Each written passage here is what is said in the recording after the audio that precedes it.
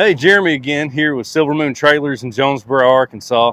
Today we're going to talk about proper trailer tow, and we're going to hook this Big Tex utility trailer up. You want to make sure this coupler size matches the ball you got on your truck. Of course, it's always safest to have a spotter back here to back someone up to a trailer just for safety purposes. We always want to make sure the trailer's towed at a level height with the ground. Sometimes that calls for a drop hitch. This is a 4-inch drop on this particular coupler, and so we're going to go ahead and see what we've got here with this trailer. Make sure it's seated all the way. When you get it on there, sometimes you want to give it a push backwards to make sure that it falls completely on. Make sure the jack is raised all the way up. We're going to flip that down, and that locks the coupler in place. And very important, we're going to add a pin to this. They always come with a hole for a pin to go through.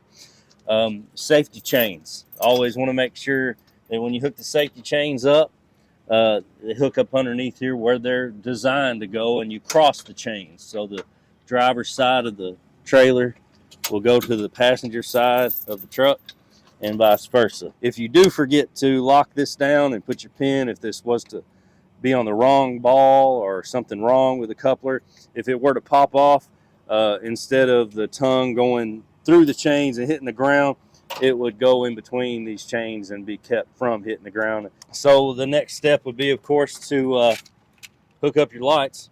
So this has got a 4-way flat plug. A lot of trucks and vehicles have both on the bumper. So this one's going to go down here, and it's only can go in one way. Make sure it's seated in good. So after we get the trailer hooked up and leveled, safety chains hooked up, lights hooked up, pin in the coupler, we're going to work our way back and check all the lights. Like I said, you got your flashers on and your headlights on at the same time. You can do all this at one time. So we got running lights here at the front corner. On the way back to check the rear lights, we're going to stop and look at the wheels and tires. Tires are aired up to specification. These call for 50 PSI. Make sure your valve stem cap is on. We're going to go back here and check the lights in the rear, the blinkers, and the running lights in the rear. You got your hazard lights on, so you should be seeing flashing on both sides of the trailer. All your marking lights should be on, and if that is the case, then you can look at everything else. Up here with the gate, these have a pin on the side with the linch pin installed.